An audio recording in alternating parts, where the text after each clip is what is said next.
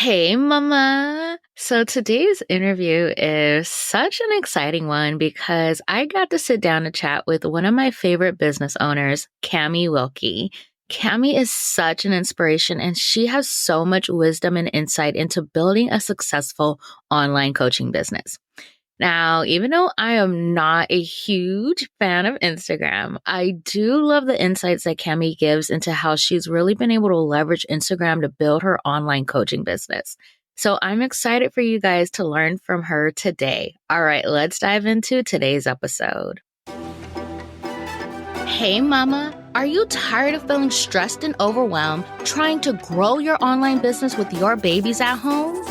You desire more flexibility in your day, allowing you to pour into your family, yourself, and your business without running yourself into the ground.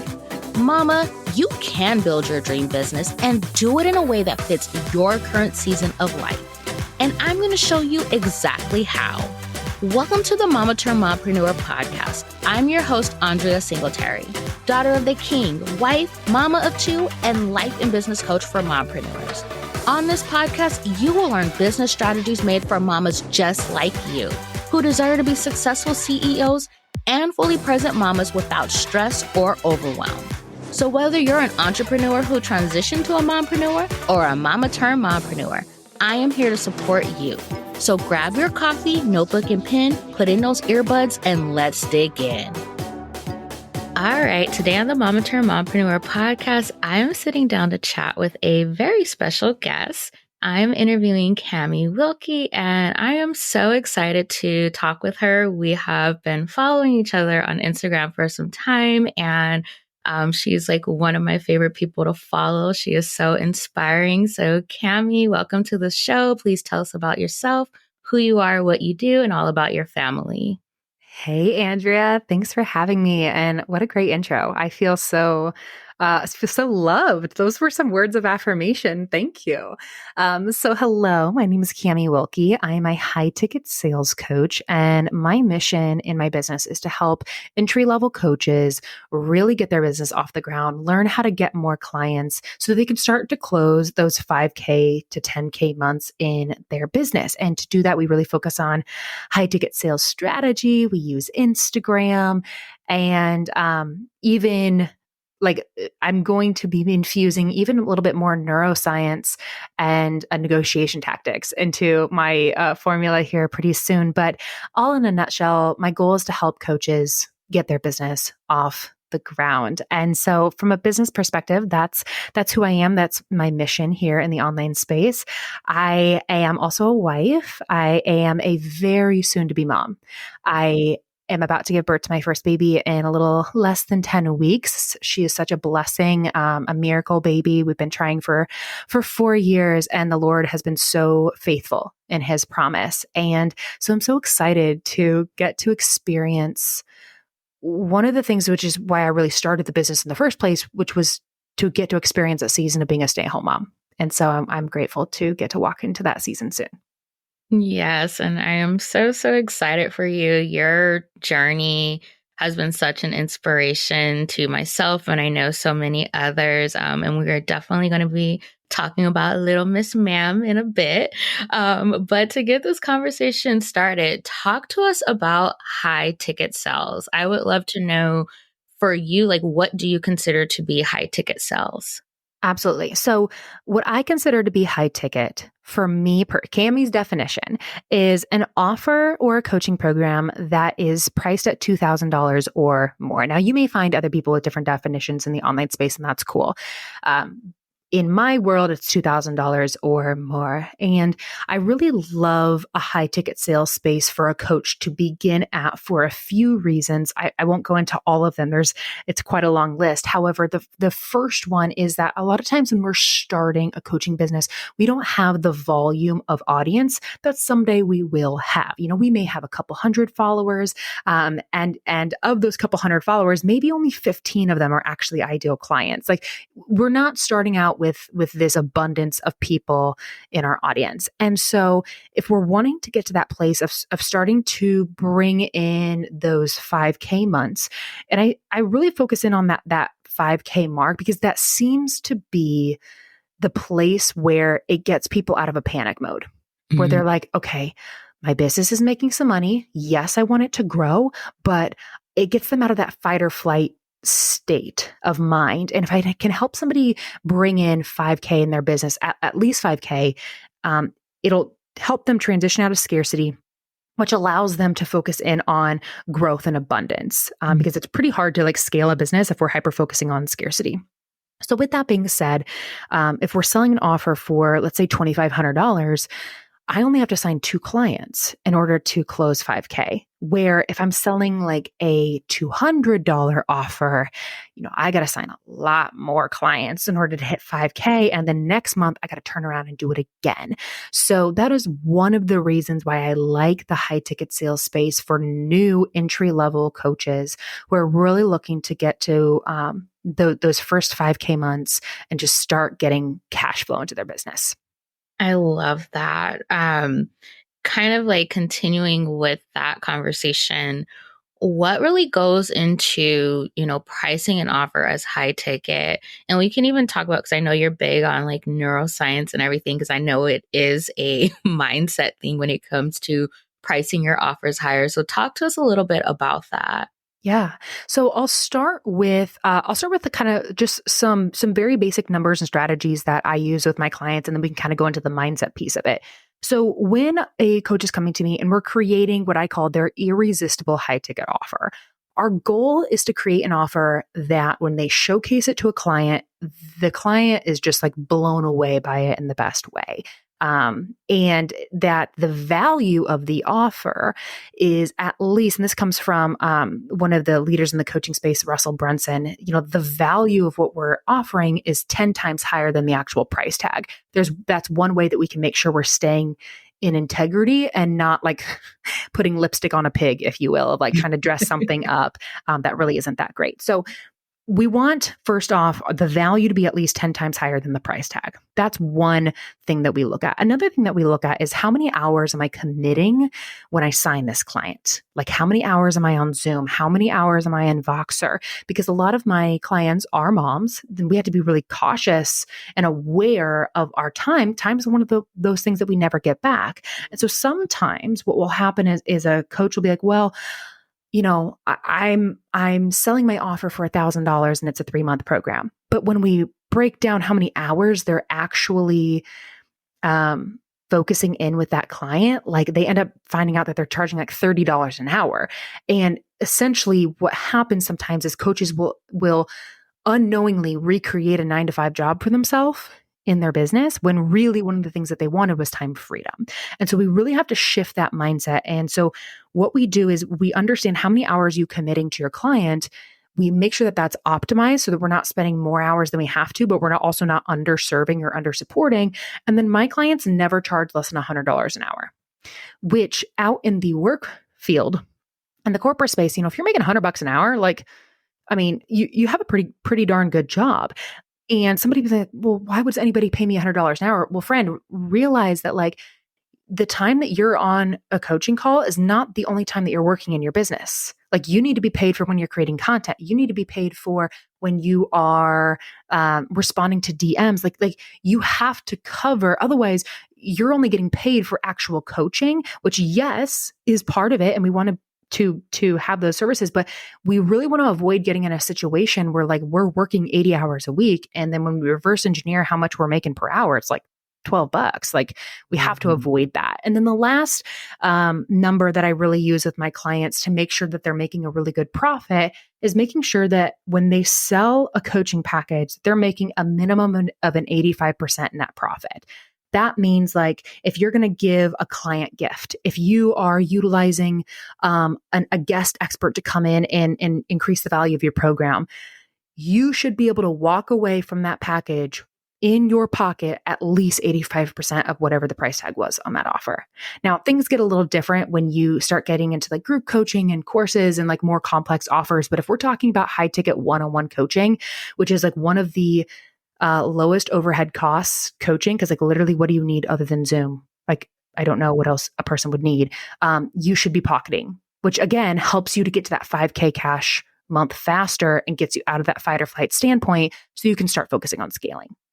I absolutely love all of that and how you really broke down the pricing piece because it's so true. Like, it's more than just coaching. There are other things you are doing to run this business that you're pouring into this business. And so, really making sure that you are getting paid for all the time that you're putting into your business.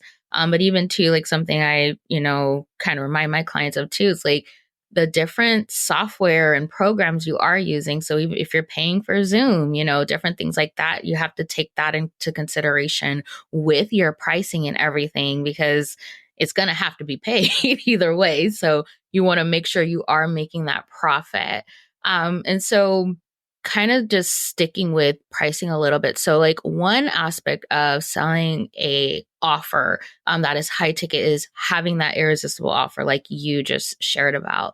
And so tell me, what makes an irresistible offer? Like, how can you know that the offer you're creating for your potential clients is going to be irresistible to them? Yeah, really great question. So one thing that is, I would say, a humbling fact about the online coaching space, and I really am trying to say this from a kind spot because it was me. It was me. Is that most coaches have average offers. Now, again, somebody might be like, Camie, like this is my baby. Like I feel wounded by that statement, friend. I'm not trying to make you feel wounded. What I am trying to say though is that if I were to line up 10 fitness coaches and say, hey, show me your one-on-one coaching package, pretty much they're all going to be about the same, right? We're going to have an exercise program in there. We're going to have like a nutrition program in there, which is good. We need those things, but like, what else can you wow me with?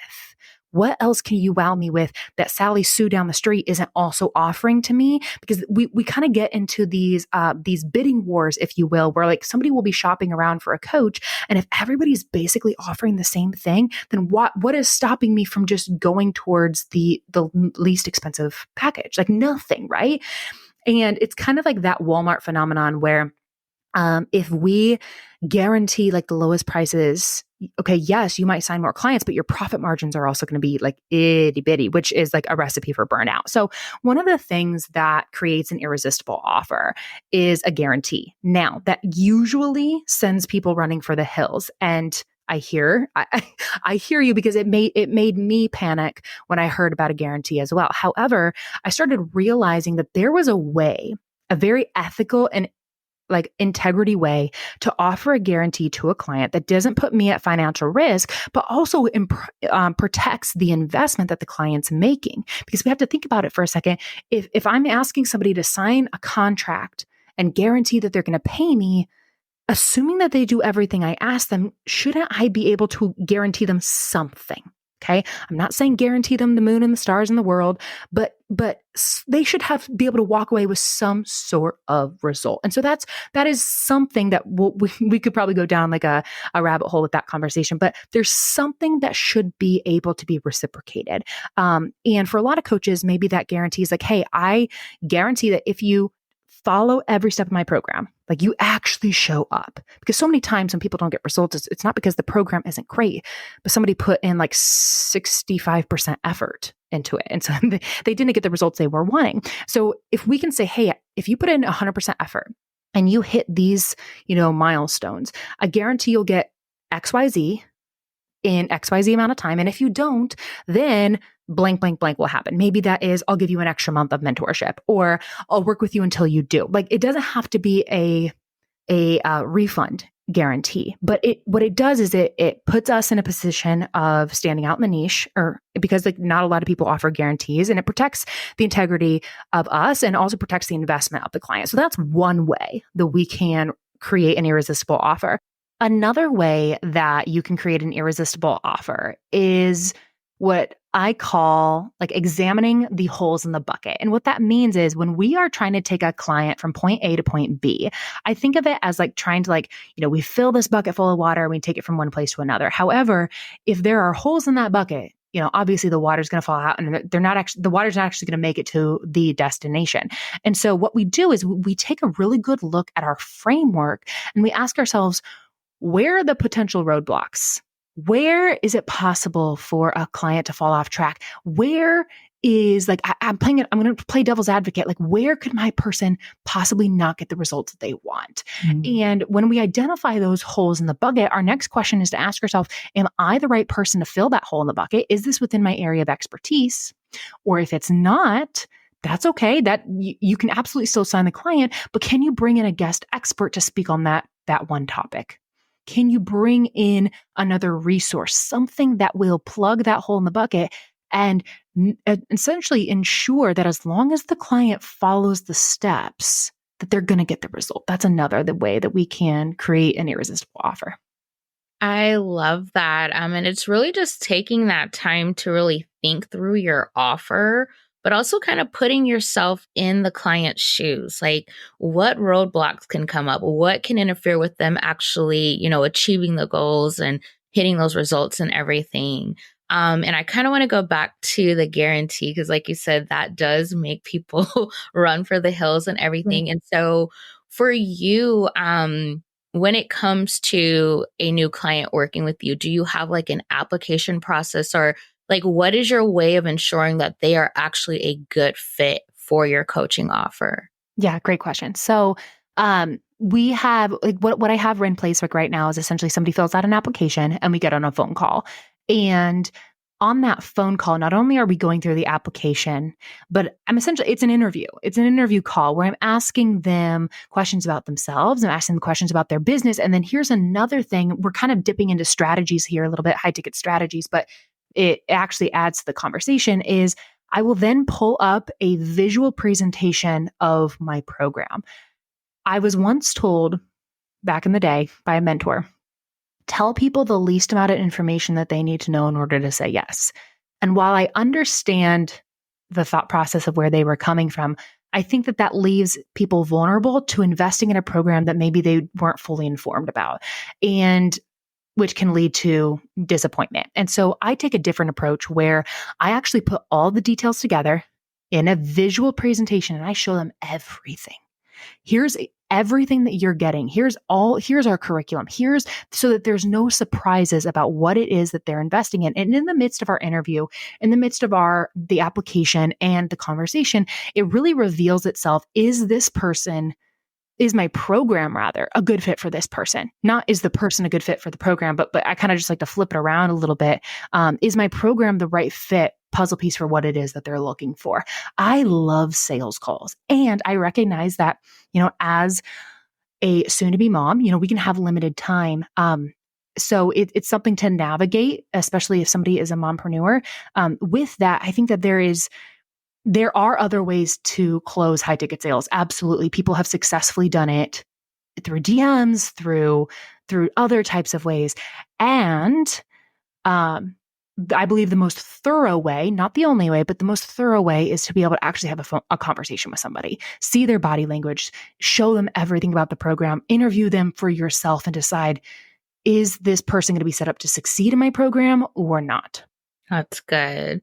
I really love that process because it allows you to truly vet them out to make sure that they are a good fit, but also, like you said, making sure that they aren't going into this blindly. They have all the information they need to make an informed decision, which it is really important because especially, we've been hearing about in the coaching space, people have been feeling burned by coaches and different things like that. And so when you set up your application process this way and you actually interview the potential clients and you guys are both able to make sure that it is a good fit, that's really going to set them up for success and making sure that they're going into this eyes wide open and making sure they can actually commit to this.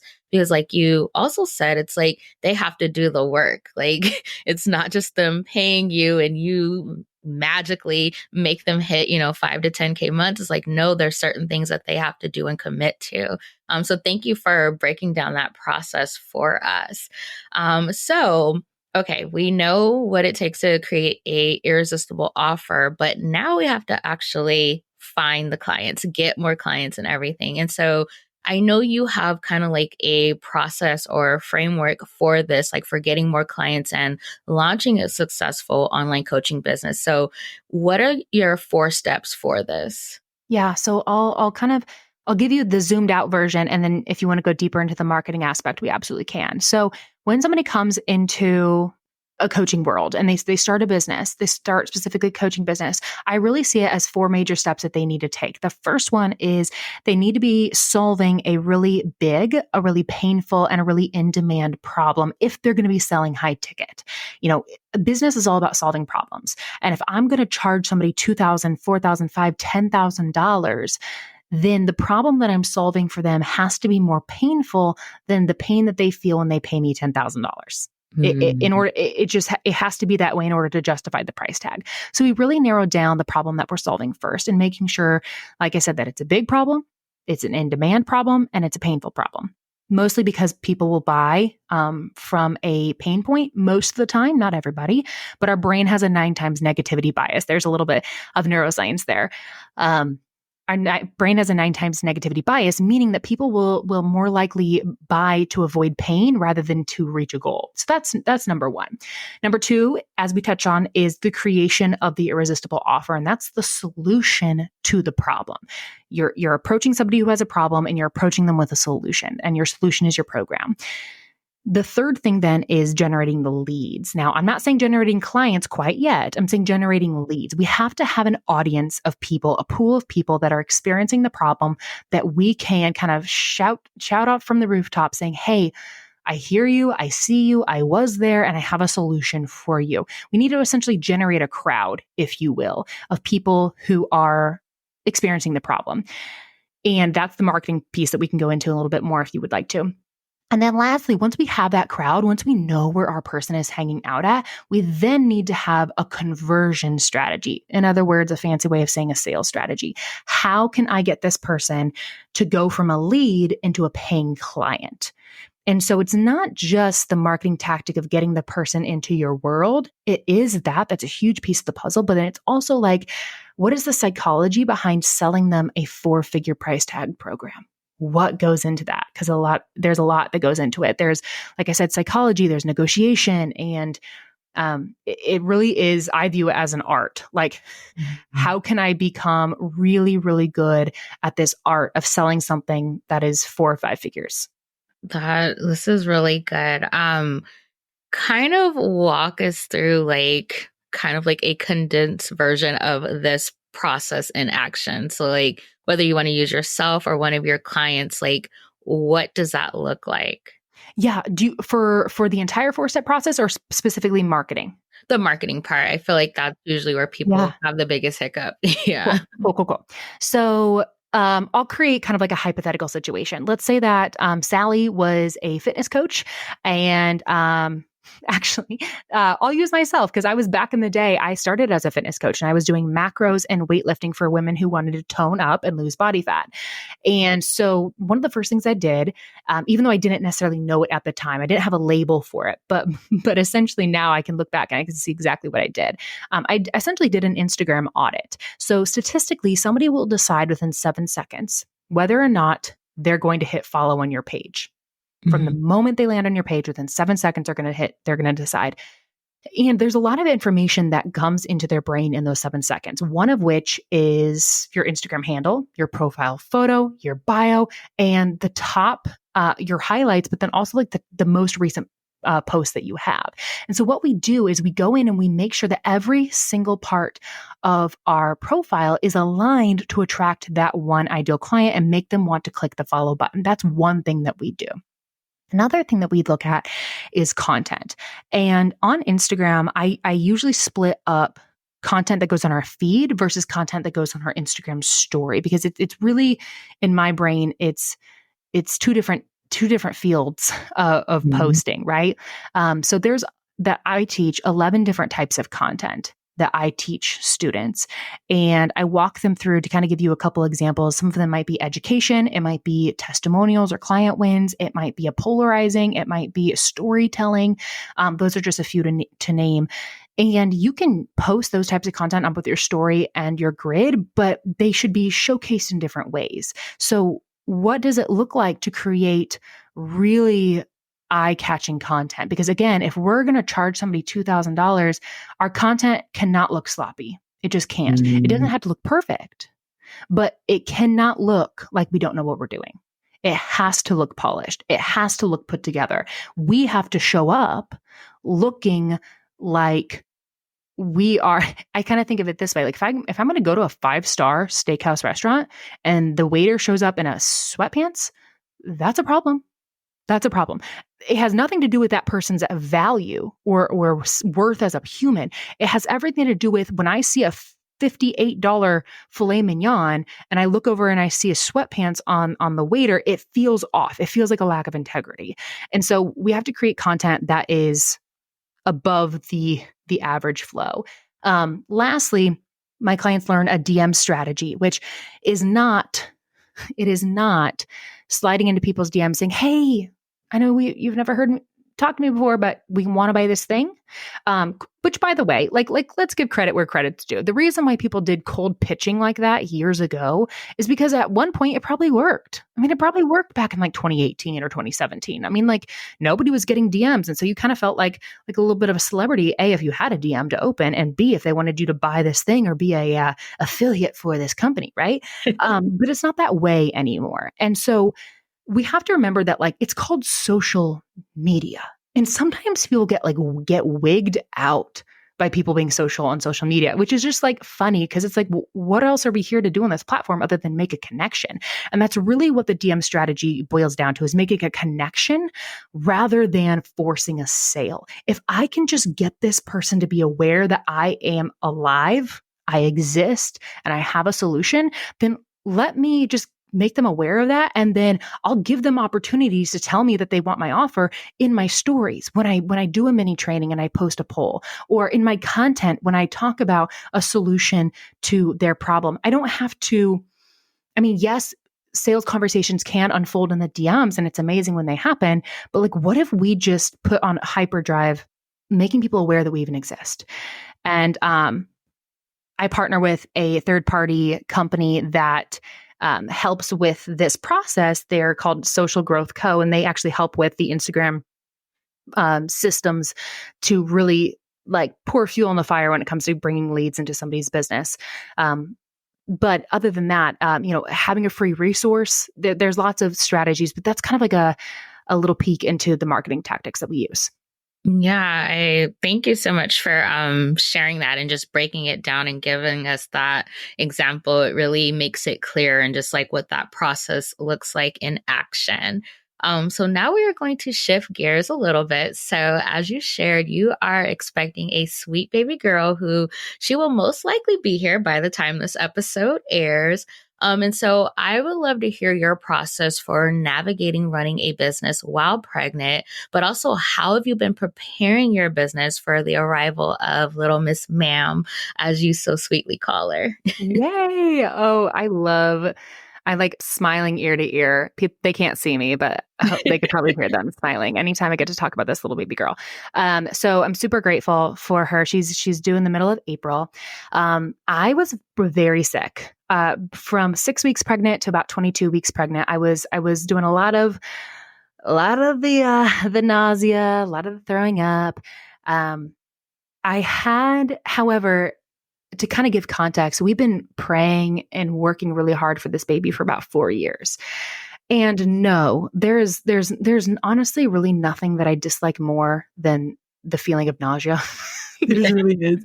But I have been waiting for this girl for so long that I can't say that I had a perfect perspective, that I was like saw it as a privilege to feel sick, but I was so excited for her. I was so excited that I finally had 2 pink lines, that I had an opportunity to see come to fruition. One of the reasons why I even built this business in the first place is to become a stay-at-home mom. And so, as simple and maybe unhelpful as it sounds, there were many days where I had to just go by the Nike logo of just do it. Like whatever I need to do today, I'm just going to do it. And there were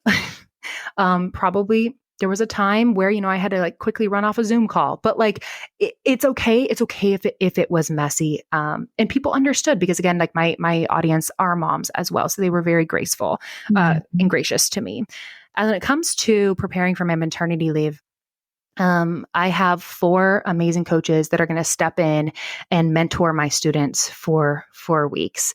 And each of them is going to take a week, and really it's a fantastic opportunity because not only are my clients going to get exposure to people other than me, but they're also going to get these are people that have expertise in fields that I don't have expertise in. And so one of them is niching. One of them is like DM strategy. And I know DM strategy, but this person's going to go deeper. There's another person that's going to go into Christian neuroscience. There's another person that's going to go in and talk about time management and productivity hacks. And so it's an opportunity to get to learn things that are very important to the success of their business, but maybe I don't have. Again, as we were talking about an irresistible offer, having a guest come in to like fill a hole in the bucket. And then afterwards, because my clients work with me for 6 months of time, everybody will get an extra month in the program. So it's essentially they're getting an extra month with and some extra guest coaching for no extra cost. And that's really been my maternity leave plan as far as like how the business is going to run. And then my game plan is I'm going to take 4 weeks off. And then when I come back, I'm going to come back, not full swing. I'm not going to focus on like signing clients right away. I'll focus on serving my current clients, really get that handled, like, and make sure that I have a flow and a rhythm, serve the people who already invested in me. And then once I feel really solid and secure with that, then I'll start to ease back into the marketing, the sales of it. And so I plan to be back in full swing, marketing, signing clients, 8 weeks in. But after 4 weeks, I'll start coming back and coaching my own students. I love that. Just how you really have thought things through. You got that support you needed, and you're setting it up in a way so that you can take that time off, knowing that your clients are going to be well taken care of, but also having like positioned yourself in a way so that you can take the step back from marketing, you know? So I really love how you've really just set things up in such a beautiful way to support you as you transition into this mompreneur journey now and giving yourself that time to adjust and everything. Because I've heard from many people the hardest transition is going from entrepreneur to mompreneur, but you've given yourself this buffer and this permission to be able to slow down, take a step back, really, you know, get this mom thing down with a newborn home, and then, you know, adjust and slowly ease your way into it. So I think that's so amazing that you've set things up that way. Thank you. I appreciate it. And I have some amazing clients. And like I said, like a lot of my audience are moms themselves. And so they've been there. And like I said, that they show me so much grace. And I know that this transition is not going to be perfect. I have the game plan. The game plan sounds great. And the game plan might need to be tossed out the window. So like I'm hanging on to it loosely. I have a plan. I have a strategy. And if it needs to shift, I can do that. My biggest priorities in that season are like, number one, really honing in on this sacred time that I've been longing for 4 years with this little girl, with my husband, and just basking in the blessing that the Lord has allowed us to experience this. And from a business perspective, once I know that like, hey, my little girl's good, I'm good, my husband's good. My next priority is making sure that my clients are supported in like a 5-star experience. Like before we talk about getting more people on board, like let's serve the people who are here really above and beyond. And then let's ease in and bring more people on. So it'll be a journey. It'll be I'm sure that there will be moments of transition, but that's okay. That's okay. It can be messy. It can be messy. Yes. And I love that. It just goes to show you have this mindset thing down. I love that. And you are going to do amazing. I'm so excited for you and your husband and to be able to follow along your guys' journey, because this is such a beautiful testimony. Thank you. I appreciate it so much. No problem. So before we get off, please tell my listeners where they can connect with you and learn more about working with you. Yeah. So I really hang out 2 places. I do have a podcast of my own, which Andria is actually going to be a guest on my show as well, which is such a privilege of mine to have gotten to interview her and hear all your expertise on my show with podcasting. I love it. So my podcast is called the Bibles, Babies, and Business Podcast. And as you can see, the babies part is only now becoming fulfilled for me. So like that was like almost like a prophetic name that the Lord gave me for the podcast. I was like, I don't have a baby, Lord. And he's like, well, you will. So go ahead and name this the podcast. So it was called the Bibles, Babies, and Business Podcast. And then I also hang out on Instagram, and my Instagram handle is at Camie.Wilke. That's CAMIE.WILKE. All right. And I will make sure to link all of that in the show notes. Well, thank you again, Camie, just for coming to talk to us about high ticket sales and really, launching a successful online coaching business. Thank you so much for having me. No problem. Well, Mama, that's a wrap on today's episode. Thank you so much for taking time out of your busy day to hang with me. If you enjoyed today's episode, will you do me a favor and follow the podcast and leave a review? Hitting that follow button and sharing your thoughts about the podcast are the best ways to ensure that other mamas like you find this show. Your review also lets me know if you're enjoying this podcast, so make sure to share your thoughts before you go. All right, Mama, I'll catch you in the next episode.